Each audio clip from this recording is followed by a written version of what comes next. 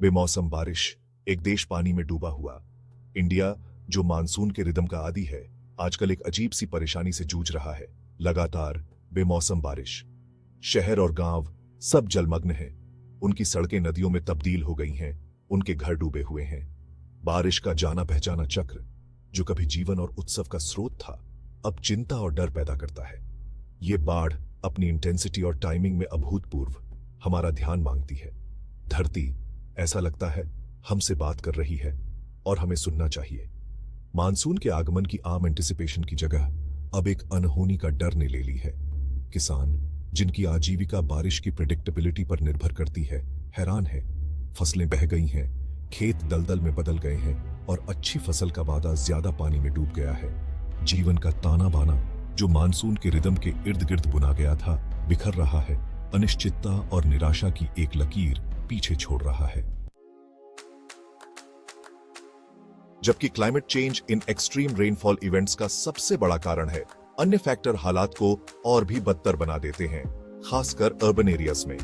शहरों का अनियंत्रित विकास, उनके कंक्रीट लैंडस्केप्स और हरियाली की कमी के साथ अर्बन हीट आइलैंड्स बनाता है। ये हीट आइलैंड्स अपने एलिवेटेड टेम्परेचर्स के साथ लोकल वेदर पैटर्न्स को और भी अस्थिर कर देते हैं, जिससे शहरों और उनके आसपास बारिश तेज हो जाती है। कंक्रीट और एस्फाल्ट के साथ नेचुरल सरफेसेस का रिप्लेसमेंट बारिश के पानी को सोखने की धरती की क्षमता को कम कर देता है, जिससे रन ऑफ और बाढ़ बढ़ जाती है। हरे भरे स्थानों की कमी समस्या को और बढ़ा देती है, क्योंकि पेड़ और वनस्पति बारिश के पानी को सोखने और लोकल टेम्परेचर्स को रेगुलेट करने में महत्वपूर्ण भूमिका निभाते हैं। अपने एनवायरमेंटल इम्पैक्ट पर पर्याप्त विचार किए बिना अर्बनाइजेशन का अथक पीछा हमारे शहरों को कंक्रीट ट्रैप्स में बदल रहा है, जो बदलते क्लाइमेट की अनिश्चितताओं के प्रति संवेदनशील है। भाग 5, जंगलों की कटाई, नंगा किया हुआ धरती का बदला। रेनफॉल पैटर्न्स पर जंगलों की कटाई के इम्पैक्ट को अच्छी तरह से डॉक्यूमेंटेड किया गया है। जंगल नेचुरल स्पंजेस का काम करते हैं, बारिश के पानी को सोखते हैं, इसे धीरे धीरे छोड़ते हैं और सोइल इरोजन को रोकते हैं। पूरे भारत में हो रही जंगलों की अंधाधुंध कटाई, जो एग्रीकल्चरल एक्सपेंशन, अर्बनाइजेशन और इलीगल लॉगिंग से प्रेरित है, का वाटर साइकिल पर गंभीर परिणाम होता है। जंगलों के बिना बारिश के पानी के बहाव को नियंत्रित करने के लिए जमीन उसे सोखने में कम सक्षम होती है, जिससे रन ऑफ और बाढ़ बढ़ जाती है। इसके अलावा जंगल क्लाउड फॉर्मेशन और रेनफॉल पैटर्न्स में महत्वपूर्ण भूमिका निभाते हैं। ट्रांसपिरेशन प्रक्रिया, जिसके द्वारा पेड़ वाटर वेपर को एटमॉस्फेयर में छोड़ते हैं, क्लाउड फॉर्मेशन और वर्षा में महत्वपूर्ण योगदान देता है। जंगलों की कटाई इस नाजुक संतुलन को बाधित करती है, जिससे कुछ क्षेत्रों में वर्षा कम हो जाती है और दूसरों में बढ़ जाती है। अपने जंगलों को नंगा करना पृथ्वी के शरीर से एक महत्वपूर्ण अंग को निकालने के समान है, जिसके हमारे क्लाइमेट और हमारे भविष्य के लिए दूरगामी परिणाम है। भाग 6, प्रदूषण विरोधाभास, एरोसोल्स और बारिश का कहर। जहां ग्रीन हाउस गैसेस ग्रह को गर्म करते हैं, वहीं प्रदूषण का एक और रूप एरोसोल्स का बारिश पर एक जटिल और अक्सर विपरीत प्रभाव पड़ सकता है। एरोसोल्स एटमॉस्फेयर में निलंबित छोटे कण, ज्वालामुखी विस्फोट जैसे प्राकृतिक स्रोतों या औद्योगिक उत्सर्जन और वाहन निकास जैसी मानवीय गतिविधियों से आ सकते हैं। वर्षा पर उनका प्रभाव बहुआयामी है, जो उनकी संरचना, सांद्रता और स्थान पर निर्भर करता है। एक और कुछ एरोसोल्स जैसे सल्फेट्स सूर्य के प्रकाश को अंतरिक्ष में वापस परावर्तित करते हैं, जिसका कूलिंग इफेक्ट होता है, जो ग्रीनहाउस गैसों के कारण होने वाली गर्मी को अस्थायी रूप से छिपा सकता है। हालांकि यह कूलिंग इफेक्ट वर्षा के पैटर्न को भी बाधित कर सकता है, जिससे कुछ क्षेत्रों में सूखा पड़ सकता है। दूसरी ओर अन्य एरोसोल्स जैसे ब्लैक कार्बन सूर्य के प्रकाश को अवशोषित करते हैं, जो गर्मी में योगदान करते हैं और संभावित रूप से वर्षा को तेज करते हैं। इन कारकों की जटिल परस्पर क्रिया भारत में हाल ही में एक्सट्रीम रेनफॉल इवेंट्स में वृद्धि में एरोसोल्स की भूमिका को पूरी तरह से समझना चुनौतीपूर्ण बनाती है। भाग 7, मानवीय कीमत, बाढ़, विस्थापन और बीमारी। इस बेमौसम बारिश के नतीजे उन लाखों लोगों के लिए बिल्कुल स्पष्ट हैं जो बाढ़, विस्थापन और बीमारी से प्रभावित हैं। घर तबाह हो गए हैं, आजीविका बह गई है और जल प्रलय में जान चली गई है। इस एनवायरमेंटल क्राइसिस की मानवीय कीमत अथाह है, जिसे ट्रॉमा, पीड़ा और अनगिनत जीवन के विघटन में मापा जाता है। हम में से जो सबसे ज्यादा वल्नरेबल हैं, जो गरीबी में रहते हैं, अनौपचारिक बस्तियों में या बाढ़ संभावित क्षेत्रों में रहते हैं, वे इन आपदाओं का खामियाजा भुगतते हैं। बाढ़ के बाद अपनी चुनौतियां आती हैं, क्योंकि समुदाय मलबे के बीच अपने जीवन के पुनर्निर्माण के लिए संघर्ष करते हैं। पानी से फैलने वाली बीमारियों जैसे हैजा, टाइफाइड और डेंगू बुखार का प्रसार सार्वजनिक स्वास्थ्य के लिए एक बड़ा खतरा बन गया है।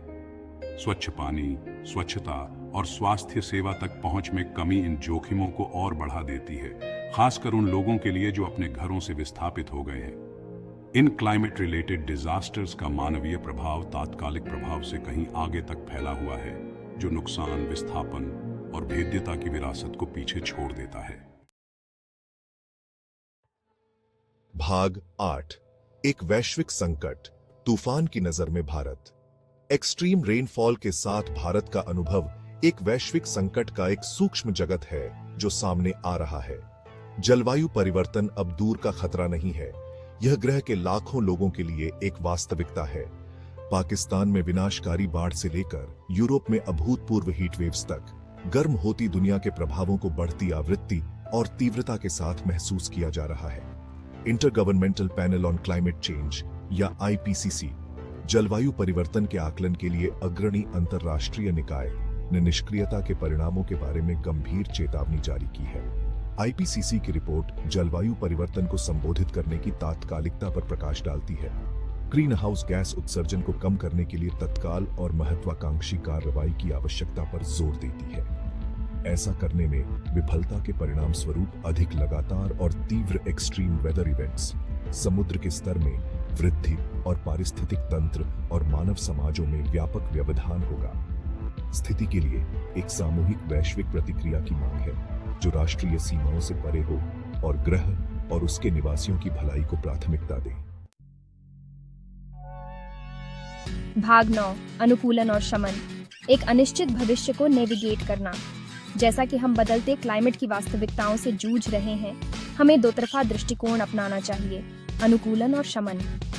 अनुकूलन में जलवायु परिवर्तन के प्रभावों को समायोजित करना शामिल है, जो पहले से ही महसूस किए जा रहे हैं, जबकि शमन ग्रीन हाउस गैस उत्सर्जन को कम करने पर केंद्रित है, ताकि और अधिक गर्मी को रोका जा सके। अनिश्चित भविष्य को नेविगेट करने के लिए दोनों आवश्यक हैं। अनुकूलन उपायों में बाढ़ प्रतिरोधी बुनियादी ढांचे में निवेश करना, एक्सट्रीम वेदर इवेंट्स के लिए पूर्व चेतावनी प्रणाली विकसित करना और स्थायी कृषि पद्धतियों को बढ़ावा देना शामिल हो सकता है, जो जलवायु परिवर्तनशीलता का सामना कर सकें। शमन प्रयासों के लिए फॉसिल फ्यूल से रिन्यूएबल एनर्जी सोर्सेज की ओर एक बुनियादी बदलाव की आवश्यकता है।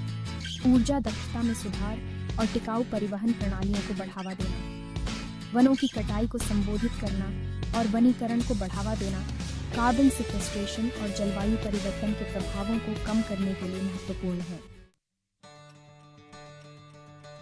भाग 10, एक सामूहिक जिम्मेदारी, एक टिकाऊ सह अस्तित्व की ओर। जलवायु परिवर्तन से उत्पन्न चुनौतियां बहुत बड़ी हैं, लेकिन वे दुर्गम नहीं हैं। इस वैश्विक संकट से निपटने के लिए एक सामूहिक प्रयास की आवश्यकता है, जिसमें सरकारें, व्यवसाय, समुदाय और व्यक्ति समान रूप से शामिल हों। हमें चिंता के बयानबाजी से आगे बढ़ना चाहिए और ठोस कार्रवाइयों को अपनाना चाहिए जो स्थिति की तात्कालिकता को दर्शाती है। एक टिकाऊ भविष्य में परिवर्तन के लिए हमारे मूल्यों, प्राथमिकताओं और खपत के पैटर्न में एक बुनियादी बदलाव की आवश्यकता होगी। हमें प्राकृतिक दुनिया के साथ अपनी जुड़ाव को पहचानना चाहिए और ग्रह के लिए नेतृत्व की भावना को अपनाना चाहिए। आज हम जो चुनाव करते हैं, वह हमारे भविष्य का रास्ता तय करेगा। आइए हम एक ऐसा रास्ता चुनें जो एक स्थायी और न्यायसंगत दुनिया की ओर ले जाए, जहां मनुष्य और प्रकृति आने वाली पीढ़ियों के लिए सद्भाव में सह अस्तित्व में रह सके। कार्रवाई का समय अब है। पृथ्वी बोल रही है और इसे सुनना हमारी जिम्मेदारी है।